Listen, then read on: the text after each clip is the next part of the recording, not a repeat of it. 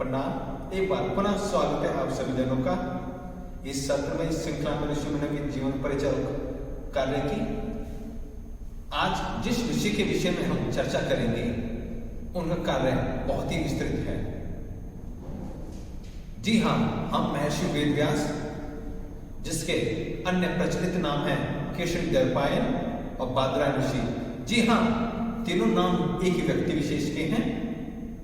यदि इनके जीवन के विषय में, जन्म स्थान और काल के विषय में बात करें, जैसे हमने अपनी पूर्व के वीडियो में बताया है कि किसी भी ऋषि के विषय में ऐसे साक्ष्य प्रमाण नहीं मिलते कि उसका निश्चित दिनांक और निश्चित जन्म स्थान पे ही जन्म हुआ है। फिर भी एक अनुमान के आधार पर हम ये कह सकते हैं, इनकी रचना के आधार पर, महाभारत और गीता के अनुसार, कि इनका जन्म आज से 5000 वर्ष पूर्व हुआ होगा। इनकी माता का नाम सत्यवती और पिता का नाम ऋषि पराशर था, और इनको भगवान विष्णु का अवतरित रूप भी कहते थे। यदि इन कार्य के बारे में चर्चा करें तो इनको वेदव्यास क्यों कहा जाता है?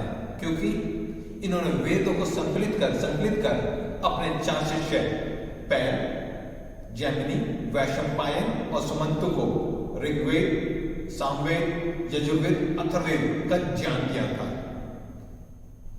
कृष्णद्वैपायन इनका नाम क्यों पड़ा? क्योंकि अपनी मां से इन्होंने वादा किया था, मां जब आपको मेरी आवश्यकता होगी मैं आपके समक्ष प्रस्तुत होऊंगा। अभी तपस्या के लिए जाता हूं। तपस्या करने के कारण इनका रंग काला पड़ गया, और काले को संस्कृत में कृष्ण शब्द से संबोधित करते हैं, और द्वैपायन नामक स्थान पर उन्होंने साधना की थी, इसलिए इनका नाम कृष्णद्वैपायन पड़ा। अब बात करते हैं बादरायण ऋषि के भी। बादरायण क्यों कहते हैं इनको?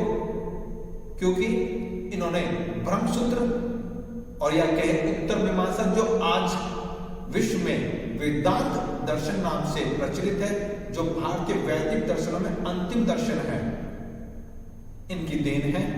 इनमें इन्होंने 4 अध्यायों में 4 उनके विभाग करे हैं, बताया, ब्रह्म का स्वरूप बताया है। महाभारत में 1 लाख श्लोक है जो इन्होंने भगवान श्री गणेश को बताए थे, और उन्होंने उनको कलमबद्ध किया था। साथ ही गीता में 18 अध्याय में 700 श्लोक में इन्होंने पूरे जीवन का संपूर्ण ज्ञान कलमबद्ध किया, जिसमें भक्ति योग, ज्ञान योग, कर्म योग, स्थित प्रज्ञा, आपका आहार विहार, हर एक प्रकार की चीजें। अब बात करते हैं वेदांत दर्शन पे। वेदांत दर्शन एक ऐसा दर्शन है जिसपे सबसे ज्यादा भाष्य और कार्य है भारतवर्ष में।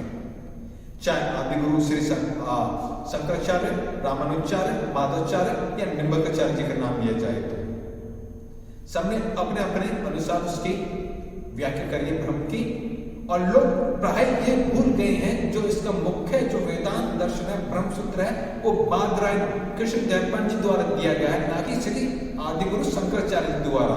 क्योंकि आजकल जो विश्व जो प्रख्यात है वो अद्वैत वेदांत दर्शन है, जो उसका भाष्य है, मूल नहीं।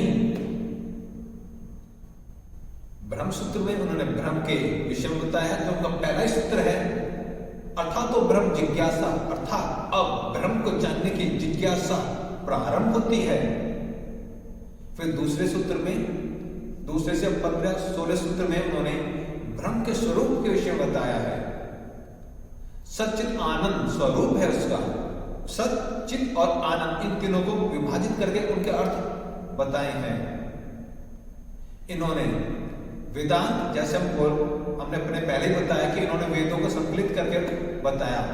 वेद का ही भाग है उपनिषद। उपनिषद को ज्ञान कहते हैं, ज्ञान कांड कहते हैं। इन्होंने उस पे दर्शन देखने की आवश्यकता इसलिए पड़ी, इन्होंने इसलिए लिखा कि लोग परस्पर ये समझते थे, हर एक उपनिषद अध्ययन करने पे ऐसे प्रतीत होते हुए एक दूसरे का विरोध करते हैं। पर इन्होंने ब्रह्मसूत्र में यह सिद्ध कर दिया कि हर एक उपनिषद एक दूसरे के पूरक है, उनमें क्या भी विरोधाभास नहीं है। सब ब्रह्म में स्थित होने की जो साधन का धर्म, अर्थ का मोक्ष जो पुरुषार्थ बताए गए हैं भारतीय परंपरा में, उनको पूर्ण करने की प्रक्रिया है।